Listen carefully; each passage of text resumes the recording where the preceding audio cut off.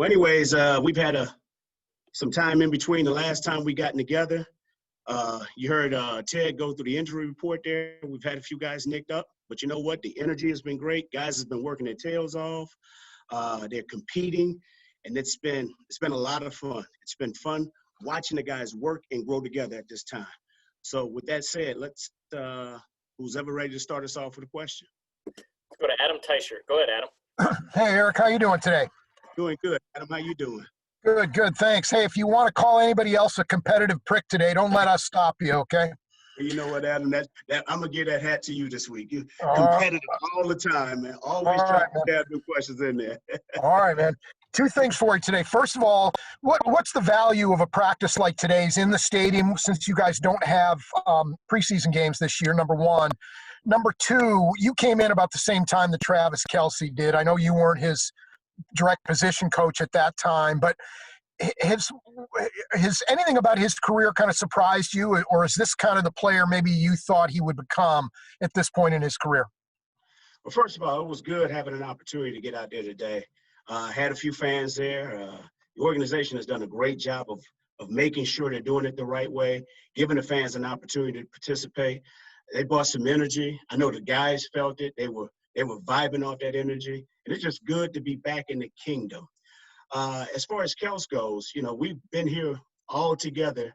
What has it been? 7, 8 seasons now. And one thing, I'll just say this: just watching the growth and the process that Trav has taken on since day one until now. Every year, he's taken the necessary steps to help himself to improve as a player, all right, to help him improve as a professional on and off the field, but also, too, just growing as a leader, making sure he's challenging himself, but also challenging others to be at their best when their best is required. So it's been fun. It's been fun watching that growth process take place. Sweeney. Go ahead, Pete. Good morning, Coach. Thanks for taking some time, as always. I was curious about this impending RB2 battle. It seems like you guys have established Clyde as the guy. And when you're thinking about, okay, who's going to be for that position, I know you guys have a lot of good candidates. Is it a strategy or a better strategy to go with someone who offers something a little bit different than what Clyde has to offer, you know, maybe in the bruiser sense, like a Spencer Ware type of back? Or is it someone you're looking for where maybe it's hard to see any difference in maybe what Clyde can do? Well, at the end of the day, you just want the best guys available. And one thing Dylan does a great job of is preparing all those guys to be the starter, because unfortunately injuries do happen, and we're going to need all those guys. But with a veteran like Darrell Williams, he's done a hell of a job. I mean, he's smart. I mean, he can run it. He does a great job of picking up the blitz. He's also good in the pass game as far as catching passes out on the perimeter. So the thing is that we want to continue to grow with that position. You know, Darwin's done a lot of great things this camp. DeAndre's competing his tail off. Elijah. So it's been good. But also, too, we want all of those guys to understand the importance of playing special teams as well. Because when it's all said and done with, all of us have to have a role that's going to help us to be at our best. And regardless of whatever hat you're wearing, you have to wear it with authority, understanding that I have to go out there and perform when called upon. Let's go to Herbie. Go ahead, Herbie. Hey, Coach, how you doing this morning? Doing good, Herbie. How you doing? Yeah, I'm well, thanks. I'm going to toss some names out at you, and then the question follows. Patrick Mahomes, Russell Wilson, Lamar Jackson, Deshaun Watson, Elliott. I mean, obviously, they all have something in common, but I'm curious from your point of view, since you've been in the league a while, are we finally at a point where we no longer look at a quarterback's skin color? We just now call them, hey, these guys are quarterbacks. Exactly. And you got to understand, I grew up in a day and age where I watched James Harris and Doug Williams do it at a high level. But watching these young guys, these young gunners, you know, they're obviously African-American quarterbacks, and they've done a hell of a job. But just what you said, it's time to stop labeling. If these guys can play the position, let them play. Only thing that you want is to give people an opportunity to be at their best. Those kids have done a great job of relishing everything. I mean, think about it. Russell Wilson, where he came from, you know, being in the league as long as he has, you know, fighting all those stigmas against his height, you know, watching Lamar Jackson come on. God, he was a dynamic college football player, and watching him win the Heisman and still doing the same thing at this particular level. I mean, watching Watson down in Houston. I mean, hell, we played these guys the first game, and just knowing what he did against us in those 2 games last year. And then, with us having Pat, this has been fun to watch.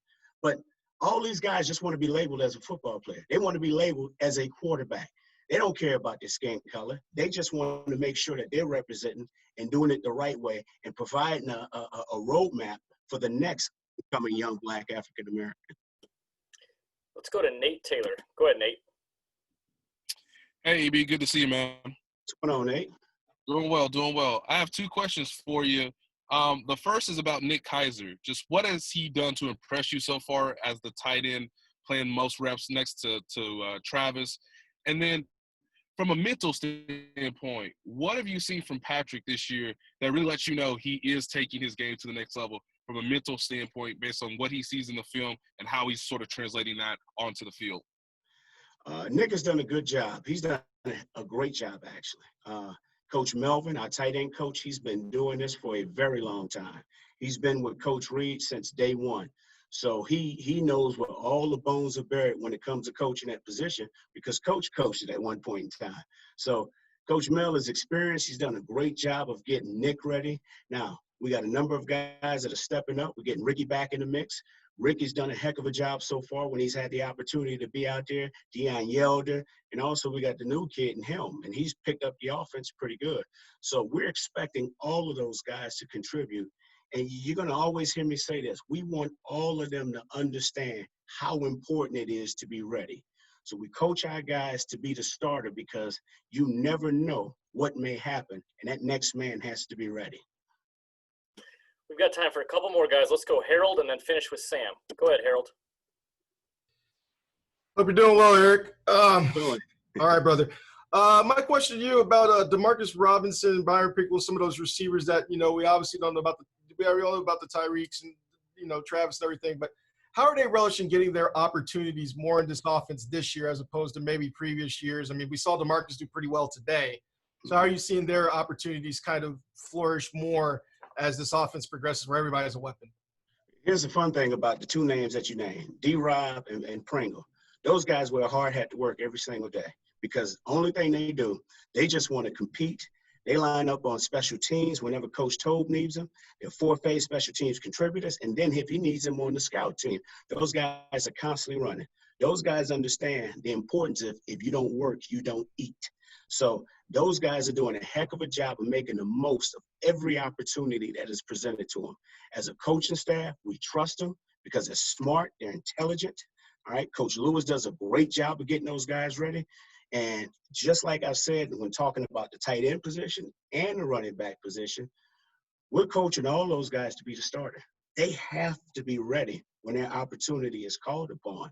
So when they jump in there, if Sammy's out for a play or Tyreek is down for a play, no problem. Hey, let's roll with D-Rob. Let's roll with Mr. Pringle. Let's roll with Dieter here.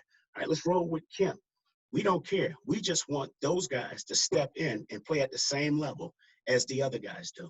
Let's go to Sam with the last one. Go ahead, Sam. Hey, Coach. How are you? How you doing, Sam? Good. I wanted to ask you about another receiver, McCole. We talked to him yesterday. I'm just wondering, when you guys left for the offseason last year, what were sort of the things that you pinpointed that you wanted to see improvement on him with the offseason, and have you seen that so far this training camp? Oh, yes. First of all, we just wanted to see McCole grow in our offense. It's tough as a young player coming into this offense because of the enormous amount of information that we're giving to him. So one thing I thought he did a great job of last season was learning the offense. And we want to expand his role even more into the offense and just keeping him involved. So I will say this, he's done a heck of a job of learning and going out there and doing the things that we're asking him to do. We just want him to continue to work and continue maximizing every rep that he has an opportunity to get out there and get sinking in rhythm with Pat. Well, this is the first time even earlier today said, the team is putting a lot of faith in the fans to be responsible in order to watch you guys play games. Just what would your message be to fans given this first trial run and how it may look during the regular season? Yeah, well, I'll probably just say that, obviously not to have expectations as if it was anything like last season. I think it's going to be an adjustment, for all of us involved, including the fans. I think that's so important to the game. And especially here, in Kansas City, they're like that extra element that we feed off. So I think it's a good deal that we are going to have some fans in some kind of capacity. But also, I truly believe that the Chiefs and the NFL would take the right steps to help those people, stay safe. Let's go to Adam Teicher. Go ahead, Adam. Hey, Tyrann, how you doing today? Doing good. Blessed. Good. Hey, I asked you about Travis Kelce last week about being his teammate. Now I want to ask you about him as a player. From afar, before you became his teammate, did you have any thoughts about him as a player? And also, what did those change at all when you became his teammate after you started practicing against him and seeing him play in and play out? Yeah, I've always admired Travis from afar. I've always been a safety inside kind of cover guy. So he was always one of those guys. I didn't necessarily study him in detail because we didn't necessarily play against the Chiefs a lot before I got here. But he's always been one of those fascinating players. Players that you can find a mismatch with in any kind of defensive scheme. I think, me coming here practicing against him, he works just as hard as me. Obviously, I got a lot of respect for that. He's always out there. You see a guy like him, practicing through injuries, practicing through, when times are not going, well for him. So he's a great talent. He seems really in sync with the offensive system, the scheme, the quarterbacks. Even when Matt Moore gets in there, it's kind of like everybody's on the same page that Kelsey's on. So I think that says a lot about his work ethic, and the time that he puts in, with the people around him. Let's go to Aaron Ladd. Go ahead, Aaron. Tyrann, we talked with Juan Thornhill yesterday, and he kind of brought us behind the scenes on kind of the work that he's done to get back. What did it mean to see him out there with the ones, and what does he look like in the locker room? Oh, it's a blessing, man, to obviously, see a guy come back from an injury like that. Not many people can truly overcome it, mentally. I think for him, he's in a good space. He has a lot of good people around him. And I think, he's confident in himself and his abilities. So I think that's going to actually, help him once he gets on the field. In my opinion, he looks smooth. I've been through 2 ACLs, so I know it's going to be some growing pains within there. But to say he's 8 months since post-op, he looks pretty good. He looks like a natural defensive back. Let's go to Herbie. Go ahead, Herbie. Hey, Ty, just real quick question here. I'm going to toss some names at you, and then I'm going to get your thoughts on this. Patrick Mahomes, Russell Wilson, Lamar Jackson, Deshaun Watson, Dak Prescott. Obviously, they all have something in common. But my question to you is, and you're a guy who appreciates the history of the league, have we officially and finally reached a point in the National Football League where we no longer look at the quarterback skin color? We just say they're a quarterback. Yeah, well, I would hope so. I think all those guys you mentioned, has really set a high standard, for themselves. Not just, what they're able to do outside the pocket. I think a lot of those people you named take the mental approach, to the next level, i.e. Tom Brady, Peyton Manning's, all those guys. You could see it in their everyday work. I was fortunate to play with 2 of those guys that you named, and, the standard is there. I think those guys are all about, showing everybody that they're a quarterback first, they're a team leader first, and then outside of that, they can do some extra special things. But I think all those guys are really, leaving, this roadmap behind them, so that other kids can follow. We've got time for a couple more guys. Let's go Steve and then Darren. Go ahead, Steve.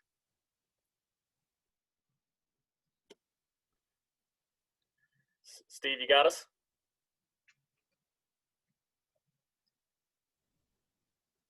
Steve, we're going to come right back to you. Let's go to Darren, okay? Go ahead, Darren. Hey, Tyrann, hope all is well with you, my brother. Couple of questions for you. One, what is the expectation when you all, with the year under Steve Spagnuolo's defense, and obviously the learning trajectory that you all had, coming out of last season, going into this particular season. And then following up with that, something off the field, dealing with your voter registration stuff. How involved will the players and the organization be leading up to Election Day, registering people to vote within the 3rd and 5th district here in Kansas City, and on Election Day? What do you hope, or what do you expect the players to do? Will we see you all at the polls making sure people are getting out there to vote? Yeah, I think to answer your first question, we expect to pick up, where we left off last season, as one of the best defenses in the National Football League. No, we wasn't pretty. No, we don't have this, extra amount of first-round draft picks. We just got a lot of guys that work hard, that fit our scheme really well. A lot of those guys are coming back. So the expectation is to be one of the best defenses in the National Football League, obviously to start this season faster, and then to finish even stronger, than we did this past season. I think right now, between the organization and different players, obviously the organization is doing this part, trying to help other players, and then the community as well, with this voter registration. And then individually, different players are doing different things, whether it be in their own community, through their own foundation. So I do expect more players, not just with the Chiefs, but all around the NFL, to go back to their communities, to sit in on board meetings, not even when they're not able to be present in certain situations. I do expect people to speak up more, hold themselves accountable more, and then also encourage, everyone around them to vote. Let's go back to Steve and see if we can get a last one in. Steve, can you hear us okay? Hey, can you hear me? Gotcha. Yep. All right, cool. Tyrann, to piggyback on Aaron's question earlier about Juan, he said yesterday that he talked to you about your ACL injuries. Just how much did he actually lean on you, so to speak, and what was your message to him, if you can share that with us? And also, following up, I have a follow-up too, Brad. Yeah, I think Juan is, like I mentioned earlier, he's a confident kid. I wouldn't say that, I gave him this secret ingredient, special recipe. I just told a young man to keep a clear head, to, not overwhelm himself, to not necessarily look at the end of the road, just take it day by day, and everything will work out in his favor. He's a hardworking kid. He's a listener, and I think that helps you, when you're going through tough times. But to see him back on the field with a smile on his face, even when he wasn't on the field, he was in meetings with us, still communicating, answering all the questions. So, he's a guy that you can obviously see hasn't detached, from football. And I think that's so important. That also helps people kind of get over the hump, of any injury. I think anybody that's able to stay attached to, what they're doing, it seems like they're never checked out. They're always there. And also, in a normal world, you guys will be getting ready to play your second game against the Arizona Cardinals. Has your body said, wait, something is off yet, as far as not playing those games, because you've been in the league for a little while? And then when you found out that you weren't going to be able to go back for the first time to play in Arizona, what was that feeling like? You know what? I think, here in Coach Reed, system, this organization, it's a lot of practice reps. It's a grind. Obviously we're playing against some really good players, MVP players, players that are considered the best at their position. So in my mind, outside of, falling on the ground, tackling people, I think we'll definitely, be ready to roll. Was today your first day kicking an Arrowhead? If so, how'd it go? Yeah, first day kicking in Arrowhead, I was super pumped up, and it was great to have the fans out there. It almost felt like a preseason game, or at least a little bit closer to a normal training camp. Thought it went really well. Got a lot of kicks in, and had some deep ones today as well. Let's go to Harold Kuntz. Go ahead, Harold. Hey, Harrison. Hope you're doing well, man. Saw you get you looked like your range there was 58, 60 yards. Just tell me where you feel comfortable with your range, and also how you're adjusting to the new holder you have, the new punter and Tommy. Yeah, warming up, I thought around 55, 58 yards is where I could just do my normal swing. And then obviously that was at the very beginning of practice. I think as practice went on, I kept dialing it in, finding the sweet spot. And then in the period, We made a 62-yarder and the 69-yarder bounced off the crossbar. So feeling really good. As far as Tommy Townsend, he's doing a really good job holding the ball. He held at Florida, and he's getting the ball down really fast. I'm able to see it. We have really good operation times, and he's learning as much as he can right now, and I'm trying to take him under my wing a little bit and kind of show him the ropes, since he is the only punter on the roster, and he's just kind of learning as we go. Let's go to Pete Sweeney. Go ahead, Pete. Hey, Harrison. When the roster total went down to 80, it sort of just ended the punter battle and the holder battle. Now, of course, there's nothing against Tyler Newsome, but was that a silver lining in a sense that you could sort of just push forward with this new 3 and get all those reps as opposed to having to split it up and work with somebody that you weren't necessarily going to work with during the regular season?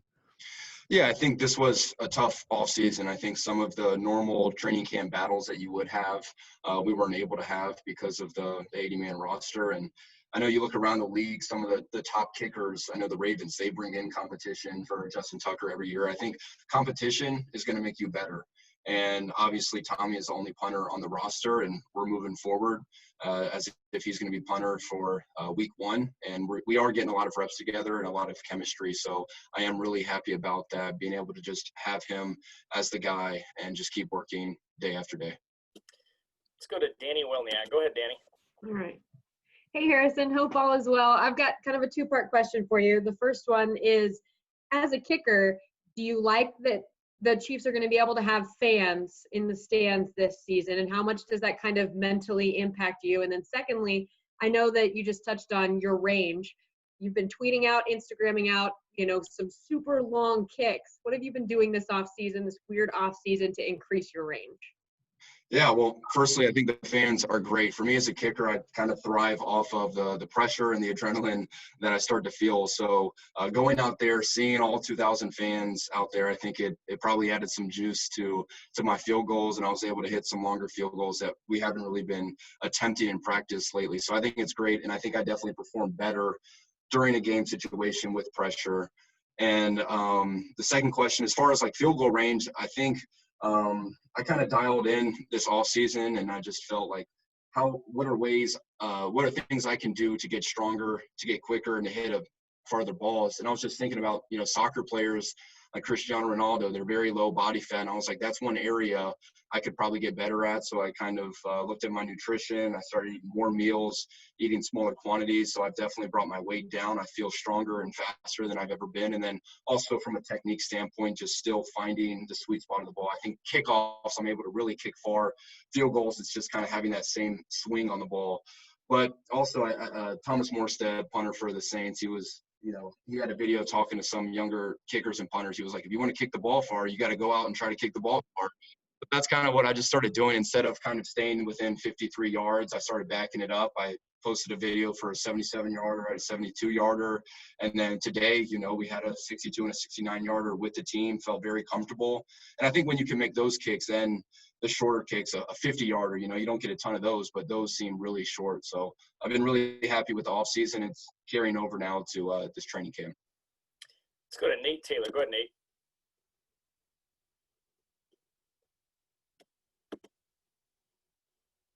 Nate, you got us? There you go. Thank you.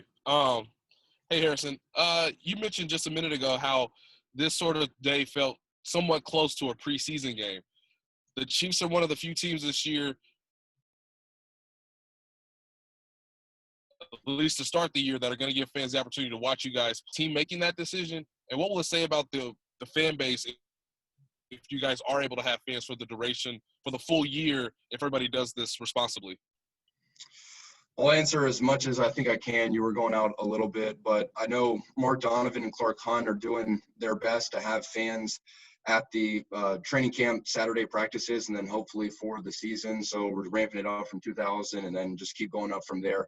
I think it'll be great. Hopefully we'll be able to have the 16,000, I think it is, for week 1.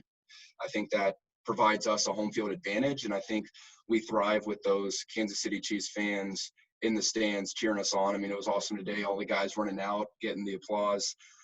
We just kind of missed doing the autographs after practice.